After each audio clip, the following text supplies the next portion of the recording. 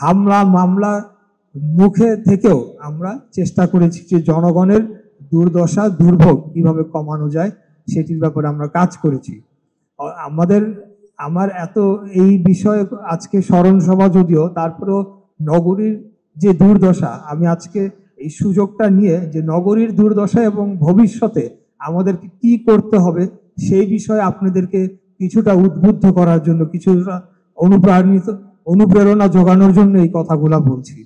এই ঢাকা দক্ষিণ সিটি কর্পোরেশনের যারা শ্রমিক কর্মচারী কর্মকর্তা বৃন্দ রয়েছেন, আপনাদের উপরেই কিন্তু নির্ভর করবে যে আগামী দিনে আমরা কি আমাদের এই নগরকে, প্রাণপ্রিয় নগরীকে একটি বসবাসযোগ্য এবং শুধু নয় বিশ্বের উন্নত যে শহরগুলো রয়েছে তার কাছাকাছি নিয়ে যাওয়ার একটা চেষ্টা আমরা করব বসবাসের দিক থেকে, এবং যারা নাগরিকরা রয়েছে তাদের জীবনযাত্রার মান উন্নয়নে আমরা সেই ভূমিকাটি রাখতে পারবো কিনা সেটি অনেকখানি নির্ভর করছে এই সিটি কর্পোরেশনের উপরে। যদিও আমার বাবার একটি শেষ কথা বলে আমি আমার বক্তব্য শেষ করতে চাই। উনি মেয়রের দায়িত্ব নেওয়ার পরপরই আমি যেটা ওনার কাছ থেকে পরবর্তীতে বিভিন্ন আলাপচারিতা জানতে পেরেছি যে একটা বড় সমস্যা ছিল, সেটা হলো যে সমন্বয়হীনতার। ঢাকা শহরে প্রায় 7টি মন্ত্রণালয়ের অধীনে 50টির অধিক সেবাদাতা প্রতিষ্ঠান তারা একযোগে কাজ করে, এবং এখানে একটি সমন্বয়হীনতার কারণে আমাদের নগরীকে তার কাঙ্ক্ষিত যে উন্নয়নের লক্ষ্যমাত্রা সেটিতে আমরা পৌঁছাতে পারি না। এবং সেই কারণে উনি একটি ধারণাও দিয়েছিলেন তৎকালীন সময়ে ঢাকা, চট্টগ্রাম, সিলেট, বরিশাল, রাজশাহী সহ মূল বিভাগীয় শহরের যারা মেয়রগণ তাদেরকে নিয়ে আমাদের নেত্রী, দেশনেত্রী বেগম খালেদা জিয়ার সাথে দেখা করে নগর সরকার অথবা মেট্রোপলিটন গভর্নমেন্ট যেটাকে বলা হয় তার একটা ধারণা নিয়ে তিনি কাজ করেছিলেন, এবং তিনি সেই বিষয়ে তখন কথা বলেছিলেন। আমি যখন 2020 সালে ঢাকা সিটি দক্ষিণ নির্বাচন করি, তখন আমাদের নেতা দেশনায়ক তারেক রহমানের সাথে এই যে সমস্যাটি আমাদের রয়েছে এটি নিয়ে বিস্তর আলাপ হয়, এবং তিনি তখন বলেন যে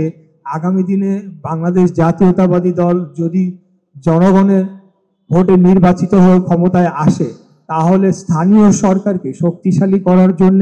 অবশ্যই আমরা পদক্ষেপ নেব, এবং সেই সংক্রান্ত অনেকগুলা বিষয় আমার যে ম্যানিফেস্টো সেখানে আমরা উল্লেখ করেছি। আমাদের দায়িত্ব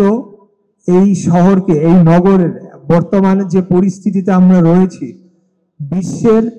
অবসবাসযোগ্য অর্থাৎ বসবাস করার যোগ্য নয় এরকম নগরীর তালিকা যে করা হয়েছে তার উপরের 10টি তালিকার মধ্যে সবচাইতে অবসবাসযোগ্য নগরীর তালিকায় 10টি যে নগরী তার মধ্যে ঢাকার অবস্থান সার্বক্ষণিকই রয়েছে। এর মধ্যে যুদ্ধ বিধ্বস্ত মিডল ইস্টের এবং আফগানিস্তানের শহর এবং আফ্রিকার কয়েকটি দেশের শহরের পরপরই 5, 6, 7 নম্বরেই ঢাকার অবস্থান বারে চলে আসে। বিগত 7-8 বছর ধরে আমরা দেখছি যে ঢাকার এই করুণ অবস্থা। এখানে বহুমুখী সমস্যা রয়েছে, তার মধ্যে যানজট একটি বৃহৎ সমস্যা।